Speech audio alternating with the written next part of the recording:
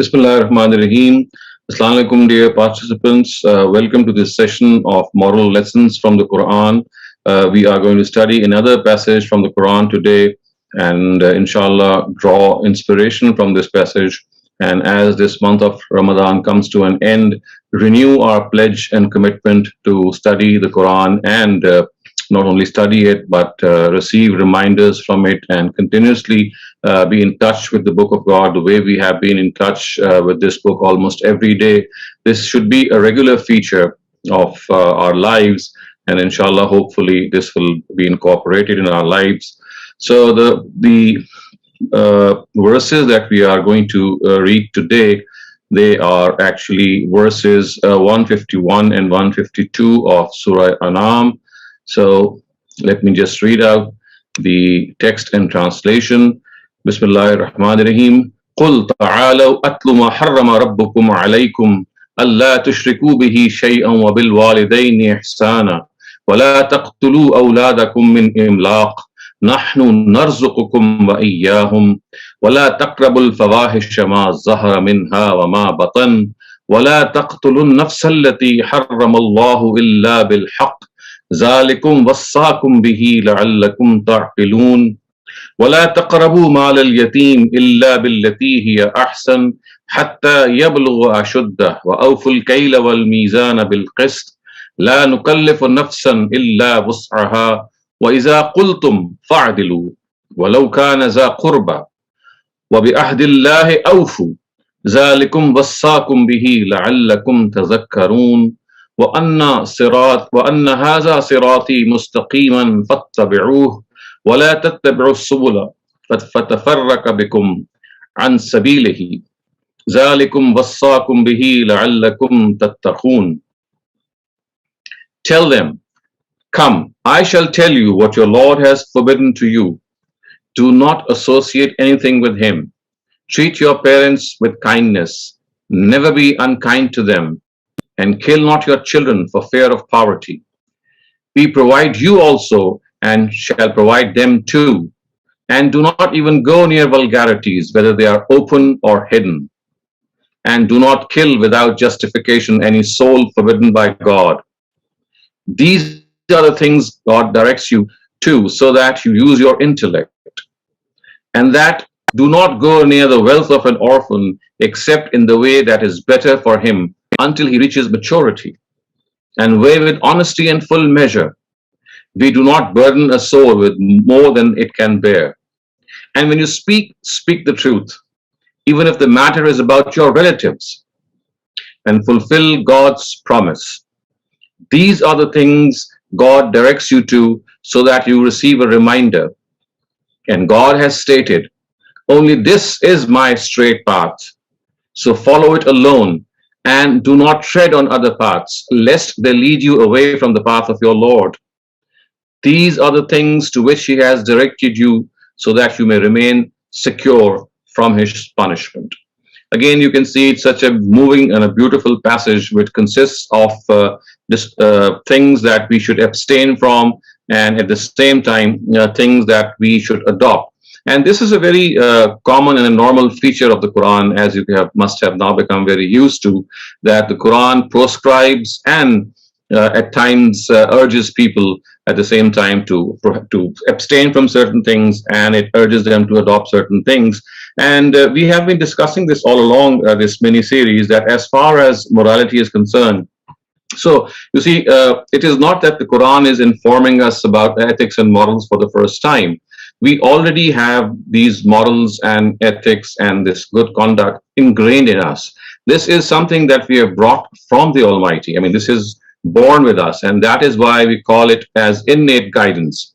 And such is the extensive nature, or I would say the comprehensive nature of this innate guidance, that every single human being born on this earth has this innate guidance, regardless of the faith that he follows. This is the starting point with which every single human being begins his life with.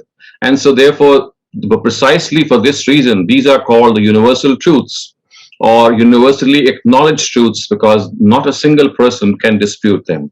So when the Quran actually mentions these things, The purpose is not to, for the first time, tell us that these are the things which are prohibited and these are the things which are allowed.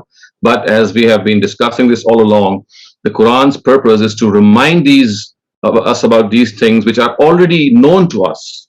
Because we are human beings, because we tend to forget, because we tend to be indifferent at times, because some of the times biases, prejudices overcome us, we tend to lose sight of these universal truths. But as soon as we are reminded of these universal truths, we immediately realize that yes, this is the call of truth and we have to submit to it.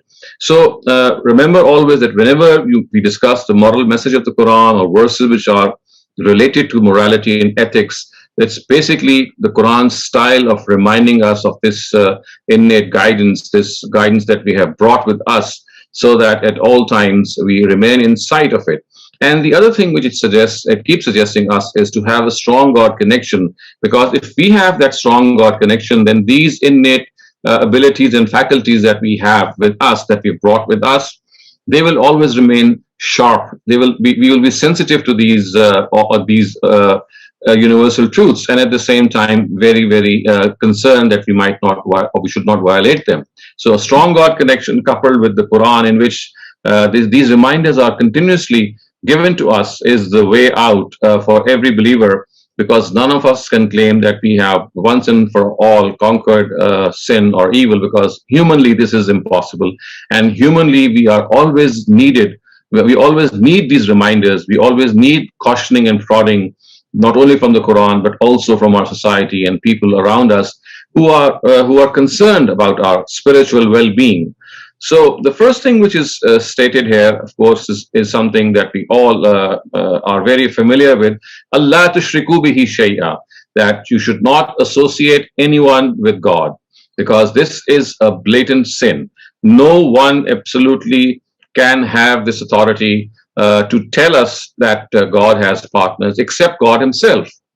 And because God himself has never ever said that he has partners, so therefore people who ascribe partners to him, they are ascribing a lie to him. If it's a falsehood that they attribute to him, and that is why precisely why the Quran calls polytheism or shirk to be iftara Allah, which means that you are imputing falsehood to God, and this is the most heinous crime. And if one deliberately indulges in it, then the Quran says that it will not be forgiven in the hereafter.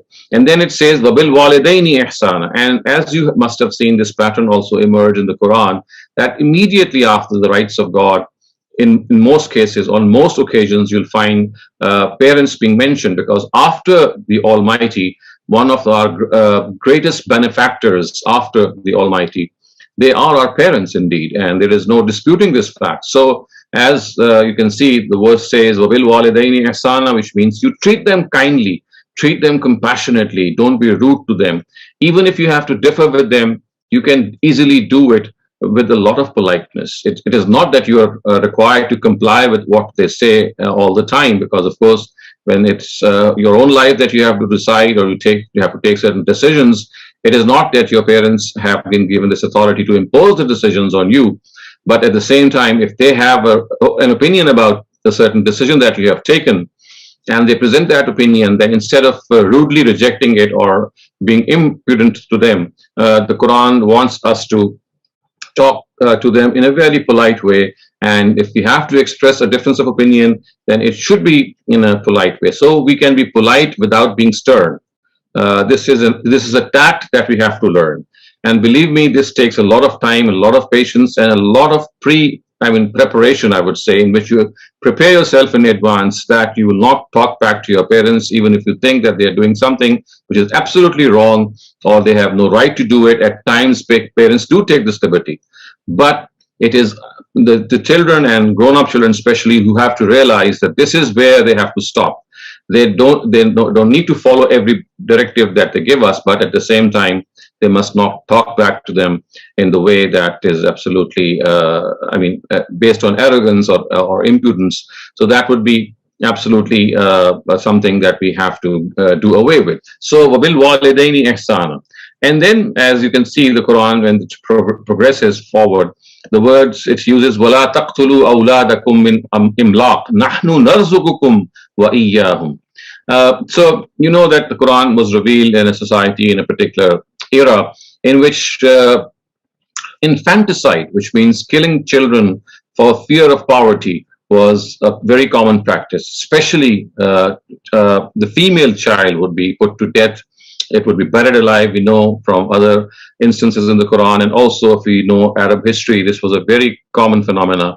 And the reason that they would do so was imlaq, which means poverty, and they would think that because a girl child, when she grows up, is going to be a burden on the family, and she's not going to be an earning hand, so they would just kill her in infancy, which is of course unthinkable. It's something which gives us those shudders, and our hair stands on ends when we hear that people kill their children because of poverty. And if not poverty, today we even have people crippling their children for the sake of making them beggars. So although killing them for poverty is something the Quran says is absolutely not allowed, and the Quran actually makes this point that if you kill them because of poverty, don't forget that it is not you who's providing them with sustenance or food. The Quran in fact says it is we. I mean, the Almighty says it is we that provide not only you but them. So if we are providing you for the parents, why would we not provide your children? So don't think that you are the sustainers of your children. No, God says, I am the sustainer and I'm going to look after them. So this is a wake-up call, of course, for those people today in our society who end up crippling their children. You might not know this, but this happens in third world countries in which this is a profession which is adopted to earn sympathies of people. They cripple their children, they cripple themselves, and they make their children do certain things which is absolutely unthinkable. So the Quran has given this wake-up call, and it's, of course, is something which goes through us in a very moving way. And then it says, "Wala taqrabul fawahisha ma zahara minha wa ma batan." Again, something which the Quran often repeats. It says that don't go near lustful activities. Don't even go near vulgarities, whether they are hidden or whether they are open. And of course, vulgarity or fawahish, ma zahara minha wa ma batan, whether they are done openly or they are done secretly. The Quran does not say that do not indulge in them. It is exactly the same style which is adopted regarding adultery, and it says that don't even go near it. Don't even la taqrabu zina, as it is used in Surah Bani Israel. Similarly, here it is said la taqrabul fawahish, that don't even think of going there, which means that anything which might lead you to this heinous act or these vulgarities should be abstained from. And amongst these things, of course, are something which the Almighty has already prescribed as the Sharia in the Quran.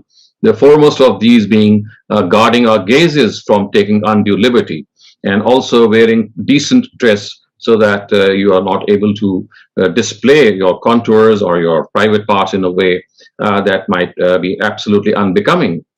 So these are the starting areas. But then, of course, there are so many other attractions and lures which ultimately are responsible of taking a person to these acts, that they have to be avoided.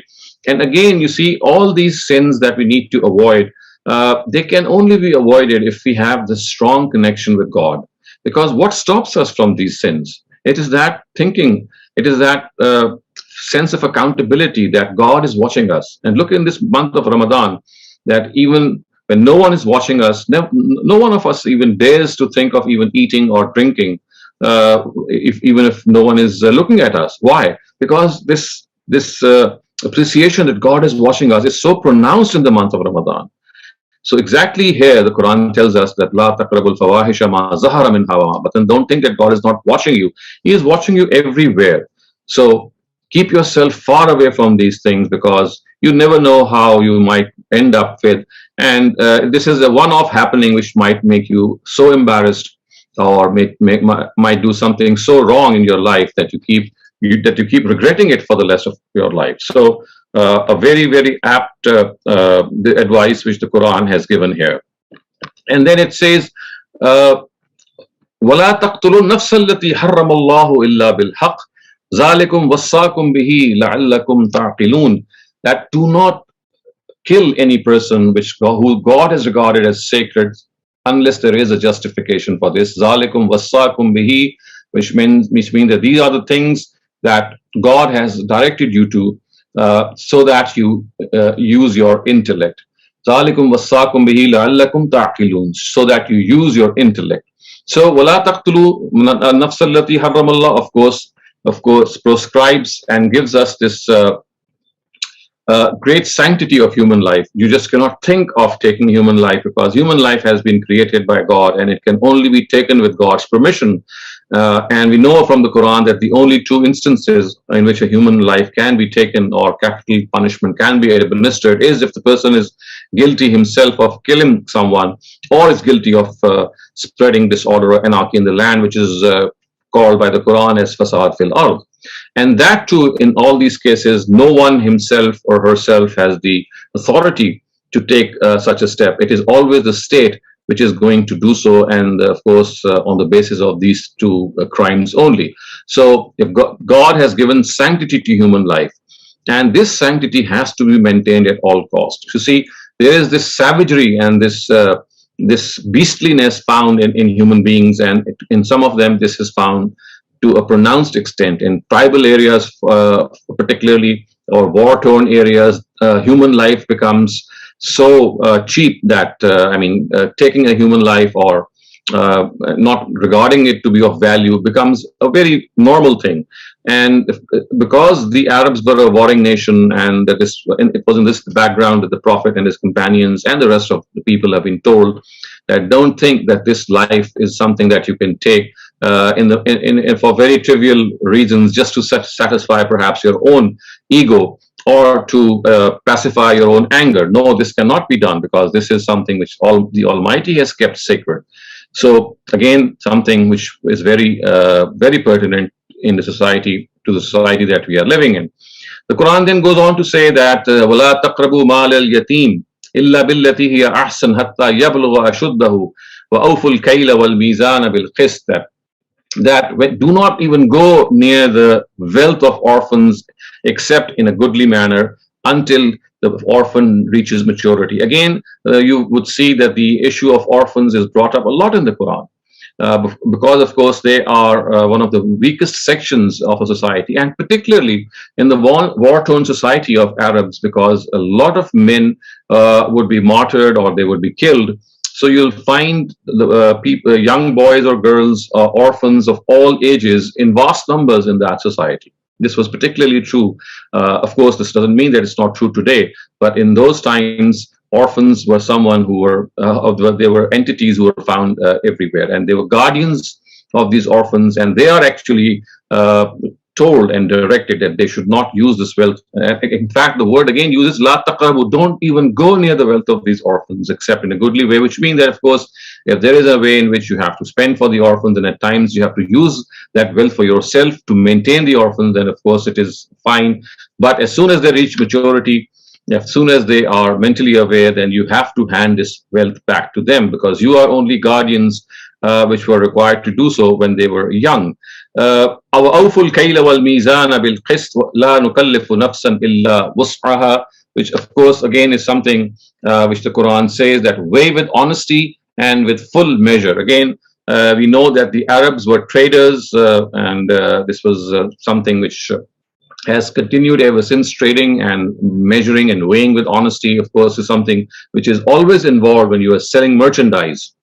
And in particular, you can find this happening at a very large scale in all societies today, that whatever goods are being sold, they are sold either by measuring them in a particular quantity, or by weighing them in a particular way. So it has to be in a very honest way, because when we're not doing so, you are actually being dishonest with the person or with the consumer. And that is something we very well know that the people of Shu'aib, of the Prophet Shu'aib, they were deeply inflicted with.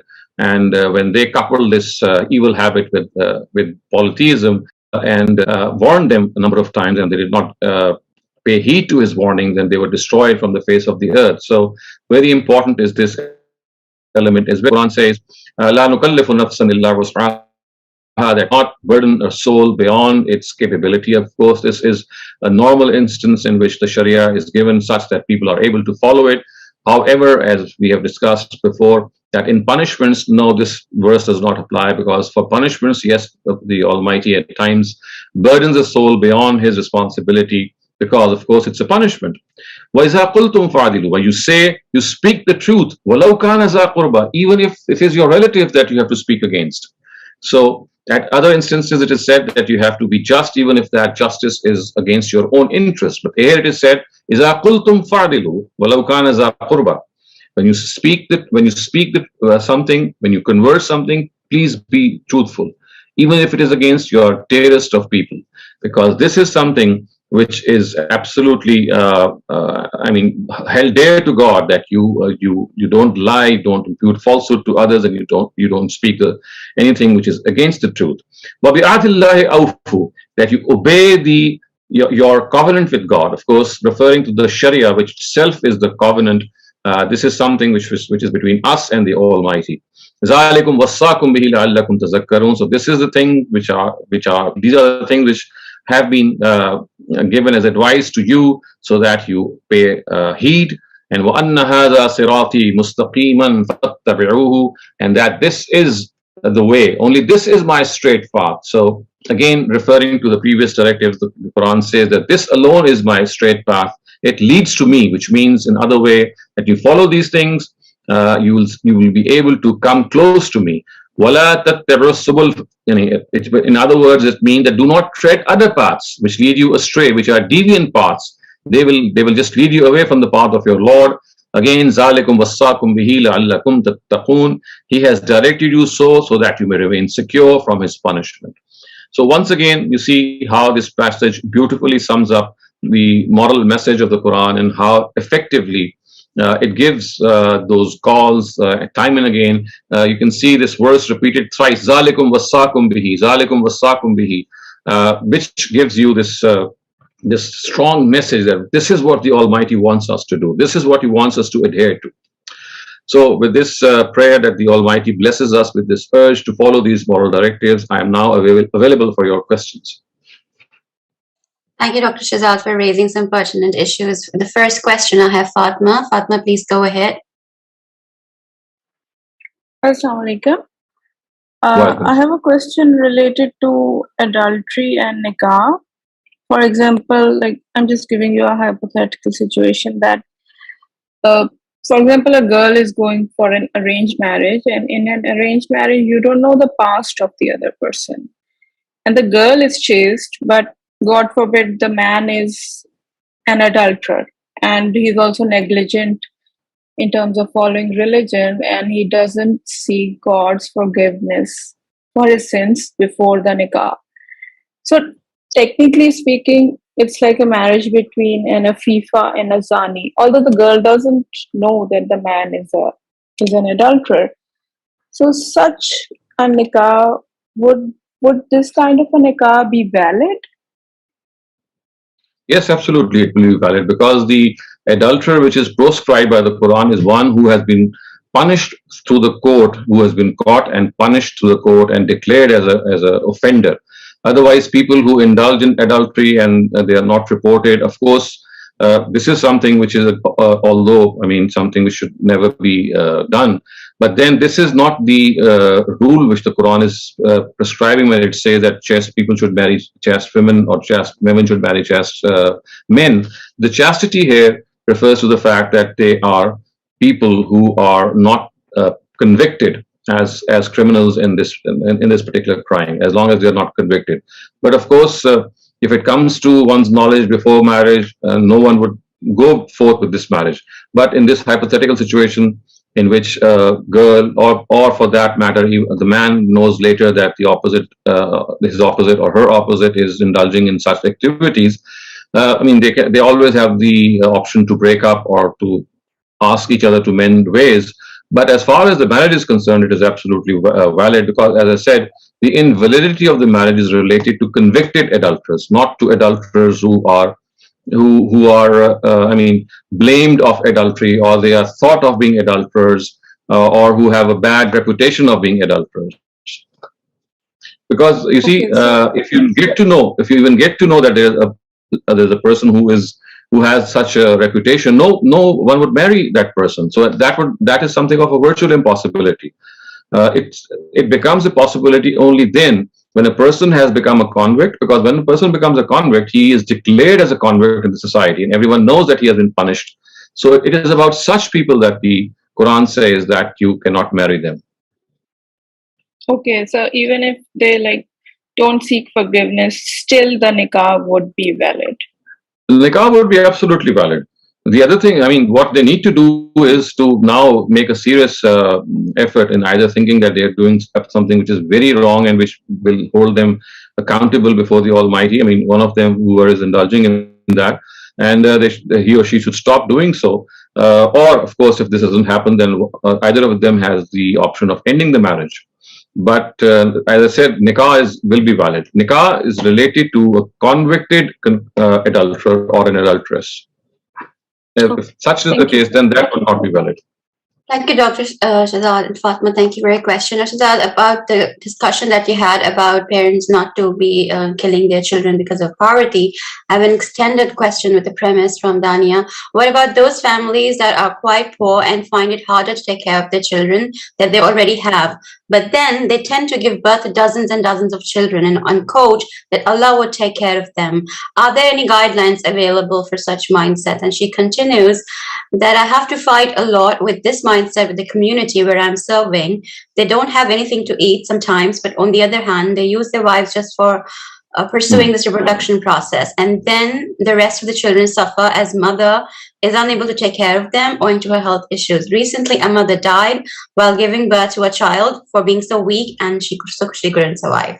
So how would you give guidance here? So this is a very sorry state of affairs, and this is prevalent in most rural areas of many third world countries. And one of the reasons for this is that many of the people who live there, they think that contraceptive techniques which prevent childbirth, they are against religion. So one of the reasons for this mindset is that they think that if they indulge in this, they would be virtually, going against the Quran. So they have to be educated, and they have to be told that this is certainly not against the Quran.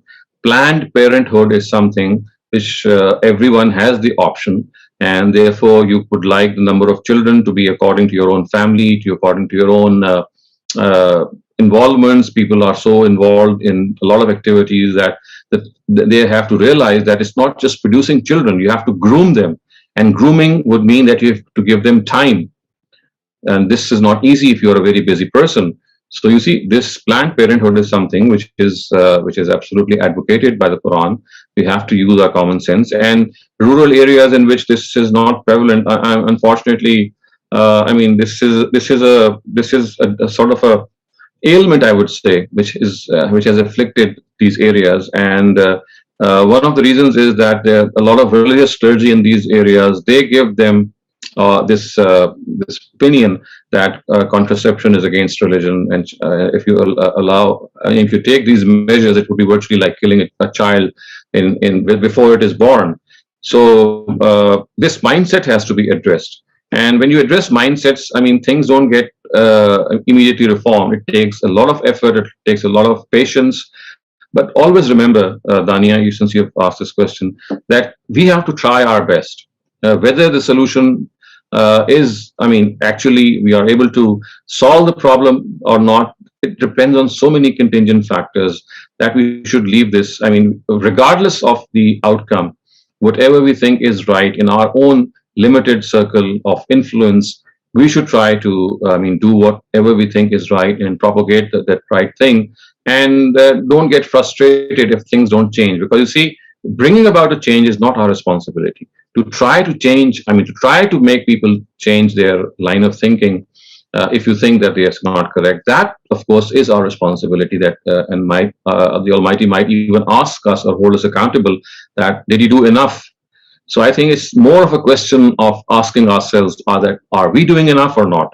So forget about what is happening in the society, because these challenges are not going to end because of a lot of issues which relate to our ignorant mindset.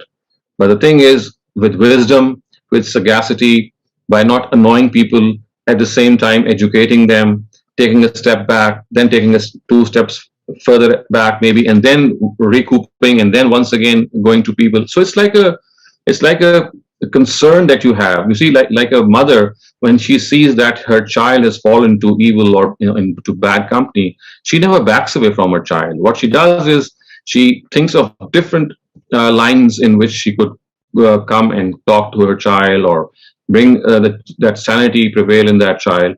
So you have to be that concerned parent, behave as a concerned individual, a concerned citizen, that it's not your responsibility to, absolutely bring things to normal, because this is way beyond you. God has not asked you to that. All that you need to do, or you should do, is to try your best. That is all. And in this particular way, success begins immediately when you begin. So success, as I always say, is not a destination. It's the journey itself. When you start this journey, you are on the path to success, because that is what is required. Reaching the destination is a bonus, and it is contingent on God's plan, His grand scheme, which involves so many other things that it's humanly impossible to even gauge them.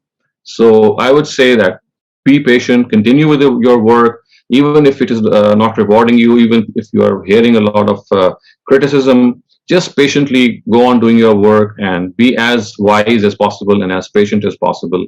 And this is what is all required of you. And have strong faith in God, strong connection with God. This is something which will always help you in moving forward and not deter you in the wake of this adversity. Thank you so much, Shehzad. Referring to some other lectures that we have had in other series, you have mentioned that predestination is a biblical construct. However, when we read Surah Al Imran and come to Ayah 26, when Allah Ta'ala is the sovereign, and we, it has been told to the Prophet to pray that, Lord, the sovereign of all sovereignty, you grant sovereignty to whom you please and take it away from whom you please. You grant honor to whomever you please and humiliate whomsoever you please. The ayat, or min tasha wa tazillu man tasha. What does that mean then? Nothing is in a human being's control. Even honor and sovereignty is something big, but even honor and humiliation. So does this not equate to the construct of predetermination? Absolutely not, because generally the word "man yasha," "Kulillahumma malikal mulki tu'til mulka man tasha," the word "tasha," which means the will of the Almighty, is understood to mean that as if He is someone who would do haphazardly whatever comes to his mind, or whatever he would like to do. This is by not understanding the whole collective context of the Quran. So you see, the context of the Quran is that all of us know, we just read about it several times in this series, that polytheism was so much prevalent in Arabia that they would think that their deities could influence God and stop Him or make Him do some things. So when the word "man yasha" is used, it is never used in this context, or seldom used in this context, that, well, He can do whatever He wants to. No. The stress is that these deities are not going to stop Him. They're not going to hold His hand when He decides to do something. He is going to do it. And then other instances, it is further clarified that his tasha, his will, is actually based on wisdom. He does all these things according to a grand scheme which He has made. And when He does so, no one is going to stop Him. These deities that you are worshipping, and you think that they are going to influence Him, this is not the right thing. He is absolute. He is Malikul Mulk. He is the owner of sovereignty. So if you think that you're going to have a say before Him, you can intercede for other people before Him, this is living in a fool's paradise. So it is in this background that such verses occur. So one should not be misled to think that this is God telling everyone that He has made this decision and He'll do it whatever He likes, whatever He likes. No, as I said, this has this background of telling people, no, that your deities are not going to influence, but that once God takes a decision according to His wisdom, that wisdom is going to be implemented solely by Him, and your own idols, they are not going to influence God in any way. So if this, if this is understood, if this background is understood, I think a lot of other verses similarly will also be clarified, because it is similarly said on some other occasions that God guides whomsoever He wants, and He leads astray whomsoever He wants. We have so many verses. So again, people ask this question that, well, if God has decided to lead people astray, And if he's decided to guide them, then who are, I mean, this is like everything has been already programmed by God. Now, here again, the stress is the same, that when God decides to guide someone, these deities or these people who think that they are going to lead people astray, they're not going to have any influence on God. So you have to understand that this is the whole context. And this particular verse has been explained, I mean, the verse that I was just referring to, that yudillu bihi kasiran wa yahdi bihi kasira is, I mean, something to this effect. The Quran says that the Almighty yudillu bihi kasira. So through these parables, which are mentioned in Surah Baqarah, it says that God leads astray through these parables, yudillu bihi kasira, a lot, wa yahdi bihi kasira, and he also guides through these parables many people. And then it says, وَمَا يُضِلُّ بِهِ إِلَّا الْفَاسِقِينَ. He only misguides those who are defiant. So in other words, the first thing which is negated is that these deities have no say before God. And the second thing which is negated is that his guidance is not haphazard, or his misguidance is not haphazard. He misguides those who choose misguidance for themselves. He guides those who are worthy of being guided. So if you understand this whole construct, it will become very easy for you that in the backdrop of the Quran was this issue of intercession, or this issue of idols and deities interceding on behalf of these worshippers, that has been actually discussed in the Quran in this way. Thank you, Dr. Shehzad. However, there is also a mention of Allah forgives them, or Allah accepts repentance of those that He wills. That also occurs in Surah Zimr. It is in exactly similar context. There are other verses as well.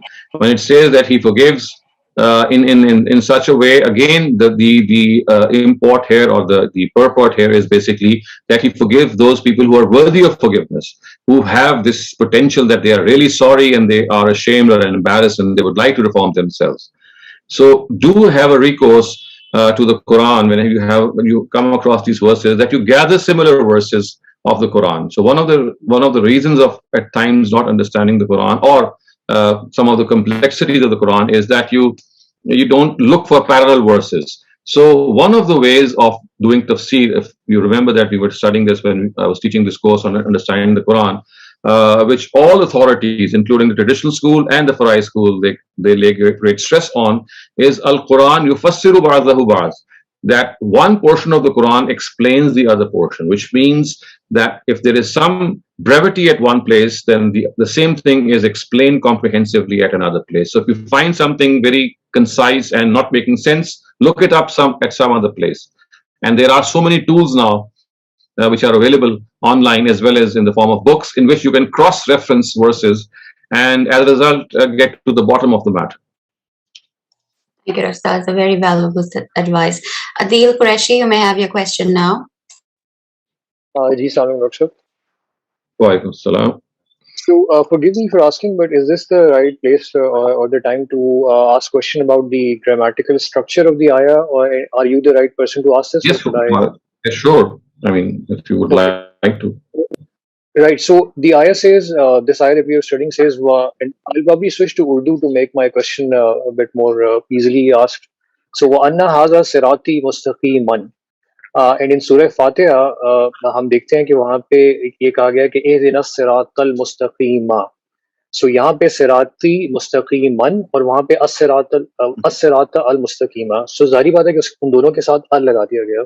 So क्या वजह है कि वहाँ पर जब हम अल्लाह से मांग रहे हैं कि हमें सीधा रास्ता दिखा, तो वहाँ पर अल लगाया गया कि दी स्ट्रेट पाथ, उसको मार्फा कर दिया गया. लेकिन यहाँ पे सिराती मुस्तकीमन जो है वो मार्फा नहीं बल्कि नकरा है. एक मेरा सवाल ये है, और दूसरा सवाल जो कि इसी की तफसीर में आमदी साहब ने कहा है कि यहाँ पर ये जो मुस्तकीमन जो है, ये हालत नसब में इस वजह से आया है क्योंकि ये हाल है. सो ये मुझे समझ नहीं आया कि ये हाल कैसे बन गया, हालत नसब में कैसे चला गया. You see, when you read this translation, look at the translation. Only this is my straight path. So if you compare it with Surah Fatiha, the words are significantly different. The Surah Fatiha words are Ihdina Sirat Al-Mustaqim, which means guide us to the straight path, which is the right path, which is the path of the truth. If you understand that, and you compare this, you'll find that this is absolutely, talking about a different thing here. It says that that the things that I have delineated above, like the ones I'm just going to refer you to, like for example, La taqrabu mal al yatim or awful bil kail, iza qultum fa'dilu. So see, these are some of the counsels or advice which God has given us. And he says that if you follow these pieces of advice, then this is the straight path which will lead to me. Annahazi sirati mustaqima. And if you are referring to the fact that how is it that this is in the accusative, which means that why is it that it is in the nasabi form, then of course this is how we find that this is called the hal muakkad, in which at times the hal or the accusative of state, as we call it in the English language, it occurs through a noun as well. So a hal doesn't always occur on the basis of a verb. The word sirati itself has the capacity, and at times the demonstrative pronoun haza also has this ability to make something in the accusative. So that is why Ustaz has written that it is in the accusative or it is in the state of nasab because of these reasons. The point that I'm making here is that in Surah Fatiha, we are requesting God to guide us to the straight path. Here it is being said that this is the straight path which God has just said by referring to those universal truths. And it is said that if you follow this straight path, it is going to lead to me. Right, got it, sir. So just wanted to confirm, Ustad is saying इसका नस्ब हाल के लिए है जिसमें इसमें इशारा fail का अमल कर रहा है. Right. What does this mean? इसमें इशारा Which means haza, the demonstrative pronoun haza. That is exactly what I was referring to. That at times the word or the demonstrative pronouns, which are ism ishara, they have the ability to make. They have the ability to have a verb concealed in them. When I say this, so of course I'm saying this is. Ye hai. So the word a demonstrative pronoun or ismul ishara actually has the ability of a verb in it. This is how grammarians actually explain. Because you see, to grammarians, a hal can only be of a file or a maf'ul, and it needs a verb. It has to have a verb. Because there is no verb in this verse. A verb is absent. So you see, the problem is that in the absence of a verb, an exegete or a Quran's mufassir has to tell you that how come this is in the accusative, this is in the state of hal, and there is no verb. So this is how grammarians, especially when they are the best friend grammarians, they explain that the demonstrative pronoun or the ismul ishara has fi'liyat in it, has a verbal sense in it, and therefore from this verbal sense, mustaqiman is in a state of accusative. Right, sir. Thank you. And of course, this is something which would require advanced understanding of grammar. It's a slightly advanced in understanding of grammar, and because Ustaz has when you read his tafsir, you'll find various levels of footnotes. So some of the footnotes you might need to ignore if you're not an advanced learner of Arabic, because actually you would do fine even if you don't understand them, because the real thing is the translation that you have read. So such footnotes are basically for advanced learners of Arabic, of Quranic Arabic. Rohan, you may have your question now. All right, thank you. Sir, in your youth sessions, you told us that there are certain sexual acts which cannot be regarded haram because they have not been mentioned in Quran, for example, masturbation. But in the ayat we were just studying, it says do not even go towards vulgarity. I just want to know how it does not include those other sexual acts. This is because when you hide something and you do adultery without other people's notice, when you do some such things which are proscribed, not openly but secretly, when you're watching pornography, for example, or doing things which are unseemly without other people's knowledge, these are all things which come under hidden as things which are done without other people being knowing it. You see, for a proscription of masturbation, you have to have some nas from the Quran, you have to have some verse from the Quran, you have to have something from the Hadith. In the absence of that, I am no one to say something to be forbidden, which has not been forbidden in the Quran. Even if I would like to do it, who am I? Who are we actually? So it is because of this religious. Yes, please go ahead. I was just curious that when this ayat says that do not even go towards vulgarities, I just want to know how vulgarities do not include the act of masturbation. Isn't it vulgar? Maybe I'm misunderstanding it. For it to be vulgar, I mean, it has to be classified as a vulgarity. Vulgarity means that it's a public display of sexuality. This is the definition of fawahish. That when sexual organs are displayed in a way that they become promiscuous and then they take the form of a public display. That is what we call as something which is fahish or something which is promiscuous. So this is the definition. So we have to make this distinction that the word fahash or fawahish in Quranic Arabic means something which is done unseemly and regarding one's private parts, particularly exhibiting them or doing such things as are unseemly, but certainly does not involve masturbation, because you see that is something which is in itself has to be declared as something which should be proscribed. Not only do we not find anything in the Quran, I think I have given you these references from Ibn Hazm in his Al-Muhalla, in which he said that the companions of the Prophet and their followers would say they have been reported to have said such words as, well, this is your water. If you would like to discharge it, it's up to you. The word used is al-ma, and if you'd like to have it come out of your body, then what's the problem?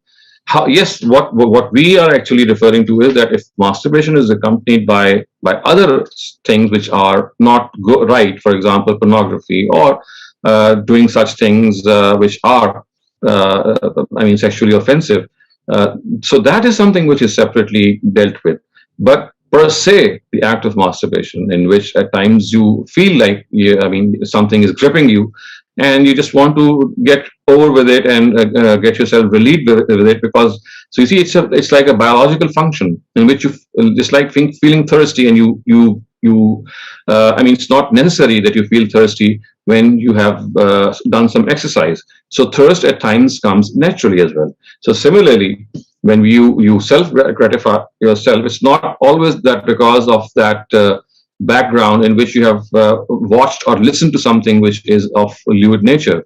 It is at times your body's own requirement as well. And these nocturnal emissions that take place, of course, they are your body's own expression that if you don't ejaculate yourself, then your body is going to do it for you. Thank you, Rafiq Waja. You may have a question now. And Dr. Shehzad, our nikah nama is a contract, and very often we find that the woman has been coerced into marrying a man and hasn't had a choice to say no or yes. Is it possible that in this contract, the woman can insist that she can have the right of divorce written?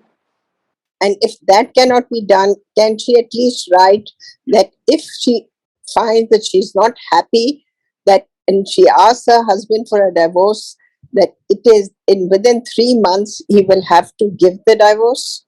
Is either one possible? I think the second one is more in line with the spirit of Islam, because the Quran wants the right of divorce to be given to the husband. So as far as being given this wife to the wife is concerned, this would be a slight misappropriation. I think the right method would be, which you just mentioned in your second as a second category, in which if a wife thinks that she would like to separate, then she would give this warning to the husband that either mend your affairs or make up for these differences or resolve the differences, and I give you 90 days or whatever. You can stipulate a certain number of days, and if this doesn't go away by then it will be mandatory upon you to give me divorce if I demand divorce. Yes, this could be a part of your nikah nama, and I think this is something that must be done, and this is in line with and in spirit with the Sharia. And today in many third world countries, a lot of problems have arisen because women at times do want this divorce, and their husbands, they really, they start harassing them and teasing them. It becomes very difficult to take khula on normal grounds. And so that is, I think, the right way out, that you should have this already. Although people are very embarrassed because they think that when the nikah is being conducted, why should divorce be discussed, and they think that it's a bad omen. However, they don't realize that this is not a bad omen. You're not giving you this. It's not going to happen as if you're programming it to happen. It is just a chance happening that if it happens, that it should happen in the right way. Thank you. Adil Qureshi, you may have your question now. Dr. A few days back, I asked you Tafakkur fi Deen, which is a responsibility of a few of the Muslims who want to take religious scholarship as a career. And what is the difference between that and Tawasi bil Haq and Tawasi bil Sabr, which I think every Muslim is supposed to do as per Surah Asr. I was reading Surah Al Imran as well, where I came across this ayah which says, وَلِتَكُنْ مِنْكُمْ أُمَّةٌ يَدْعُونَ إِلَى الْخَيْرِ وَيَأْمُرُونَ بِالْمَعْرُوفِ وَيَنْهَوْنَ عَنِ الْمُنكَرِ. So I just wanted to understand this Amr bil Maruf wa Nahi anil Munkar. What is that? Is that also a responsibility of every Muslim, or is it only a responsibility of a select few Muslims? So it depends on the context. This verse of Surah Al Imran is actually referring to the state authorities. It is referring to the Muslim Ummah and telling them that amongst you should be those people invested with authority who should be able to implement evil and implement good and abstain and make people abstain from evil.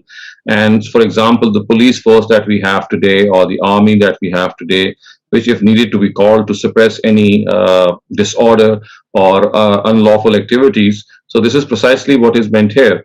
But when Amar bil Maruf and Nahi anil Munkar are expressed in terms of the common man, as you find the case in some other verses of the Quran, which say that, for example, believers are those who are given this, who have this responsibility of enjoining good and forbidding evil. Ya'muruna bil ma'ruf wa yanhauna 'anil munkar.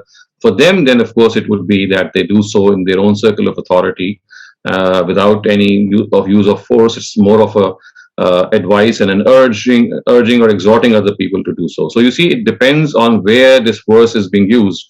And if you read our teacher's book, Mizan, and you read his chapter on the law of preaching, which is Qanun Dawat, he has actually explained how this relates with, or our responsibilities change with our capacities as far as we citizens are concerned. So if we are in the capacity of a ruler, our Amr bil Maruf and Nahi anil Munkar will have a different import.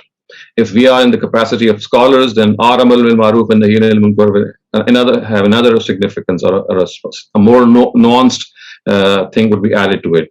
If we are the progeny of Abraham, which we are, of course, and we behave collectively, then the responsibility of Amr bil Maruf will again be discharged in a particular way. And finally, if we are a common person, a common man, we just belong to a common category of Muslims, then our Amr bil Maruf and Nahi anil Munkar, of course, would be something else. So I think if you just go and revisit those chapters, so he has equated this responsibility. I mean, he has related this responsibility with respect to the various capacities that we might have. So some of us are scholars, some of our common men, some of our belong to the ruling class. So for each, this responsibility changes, and the circle of this responsibility also either increases or decreases. Right, sir. I'll go through the book. I just wanted to understand what's the difference between Amr bil Maruf and Tawasi bil Haq. Are they one and the same thing if they are applicable to a common man, or are they different? But I'll probably go the common man, of course. You see, Amr bil Maruf relates to things which, Maruf is the word which relates to things which are universally good, and Munkar are universally proscribed things. But Tawasi bil Haq and Tawasi bil Sabr relates to things which a person in that capacity regards to be the truth. And because of the fact that this truth also has a religious aspect to it, so therefore it was not confined to just the universal truths. So a person who is a common person, and he is a person who, for example, practices the prayer, he offers the prayer, and he would feel, or he would like that his friends or maybe his family also, follow suit and become regular people who offer prayer. So for him, Tawasi bil Haq would include that if he has the chance to give this example, to set this example by offering the prayer himself, and at times, if it comes to conversation, to give them this advice as well. So for them, for the common man, Tawasi bil Haq is not just confined to Amr bil Maruf in the sense that only universal truths are to be propagated, but it also refers to some of the aspects which does not require any scholarship, and they are basic precepts of religion itself. Thank you. I have a question again in the chat. What if the chemistry amongst the couples does not match with one another even after years, and they sacrifice their well-being and satisfaction for the sake of their children's well-being? Is this a good practice in light of Islamic values? I think this is a personal call that every couple has the choice to make. At times, the couple just pulls along because of the children. At times, there are other contingencies. They don't want to besmear themselves in the society. They just want to have this outward appearance that they are fine. At times, it is the financial issue in which a wife or a husband would think that if they get separated, then one of them might suffer. So you see, these are some of the problems that make us compromise or reconcile with the other partner in spite of some of the excesses that we might be facing, not only because of the chemistry being different, but because of, everyday altercations that might take place as a result. So there is no hard and fast rule which is given. You have the choice to separate. You have the choice to pull along as far as you can. You have the choice to accommodate. So you see, because of the fact that every person has a different capacity, so the Almighty didn't give a blanket ruling, for it would have been very unjust. It has left it to one's own circumstances and discretion to evaluate the circumstances, which would be different for different people. And if they think that nothing can work and it would be hell as it is, and it would be difficult to bear, so of course the divorce option is always there. But if they think, yes, they can make that sacrifice and this would be something that they're doing for their children, again, it's their own call. So, I mean, it is a wide discretion which God has given us. And because of the fact that every single couple has so many different circumstances that they are going through, that it would have been very unfair to give a rule of a particular verdict in this, that if this happens, then you should separate, and this happens, you should not separate. Thank you. I hope this has helped. Rafia Khwaja, I can ask you a question, and this will be the last question for today. Dr. Shehzad, something very tragic happened today, as everybody knows. A young woman killed herself, blew herself, and killed a few other people. Now she was married with 2 children. I just wanted to ask your opinion. When someone does this, obviously, is she not near God? Is she an atheist? Or what would do such people don't think what is going to happen when they die? Killing yourself is obviously haram, but killing innocent lives. And then her husband apparently was very happy with what she had done. So I read all about it, and it's been puzzling me. What sort of mindset do these people have who go and perform such evil acts? Just wanted your thinking about it. I think on the contrary, they think that they are very close to God. Because unless they have this push, they cannot, end up giving their lives. So wrongly or rightly, in their own opinion, I'm not talking about my or your opinion, I'm just analyzing that people who go to such great extremes as to give up their life, and that too in such a horrible way that you blow yourself up, that's not an easy undertaking. It can only happen when you believe so strongly that this is the right thing to do and this is what is going to take you to heaven, that only this thing can make you push you to such an extreme thing. It's obviously a very flawed understanding, but this flawed understanding is what has created suicide bombings, because they think that when they do this, they would be immediately landing in paradise. So it's a question of how you view a particular act. So you, of course, we would differ with their understanding to the utmost. But if you ask me, I'll tell you that unless they have such a strong push from God Himself, according to their understanding of the Quran, they cannot go to such an extreme. What about killing 3 other people? Because they think that they're killing. Because if you ask them, they'll give you a justification. They might have thought in their own estimation that these people have done something which is against religion. They have become non-believers. They have become worthy of being killing. So you see, this is something that is very easy to know, because in religious terminology, when a person becomes a disbeliever or a murtad, which means an apostate, because of the fact that the Quran, I mean, not the Quran, of course, but there's a hadith which has another context, which says, "Man baddala deenahu faqtuluhu," a person who changes his religion or a person who becomes an enemy of God, which is mentioned elsewhere in the Quran, "Qatilu a'immatal kufr." So you see, you can just misunderstand a lot of verses on some narratives of the Prophet and end up thinking that this is what is the right course for you. So killing, of course, is mentioned in the Quran. It is also mentioned in the Hadith, but then it has a context. If you misinterpret that context, this is what is going to happen. It's nothing new that has happened. This has been happening for the past 4 or 5 decades. So we have to understand the narrative of suicide bombers. Their narrative is that they think that such people who have become enemies of Islam, or have given up on Islam, or they have hostile intentions against Islam, or have left Islam. There is a long list of things which make them worthy of being killed, in their opinion.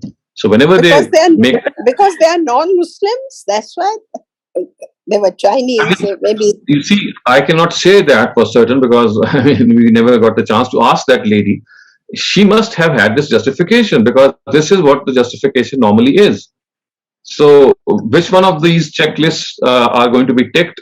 Because we know that these are 5 or 6 occasions or 5 or 6 reasons because of which suicide bombings take place. And this we can only know on the day of judgment when that a woman is called to account. Will they go straight to hell, I think? Well, let this be God's judgment. All that we can say is that she did an incredibly wrong act.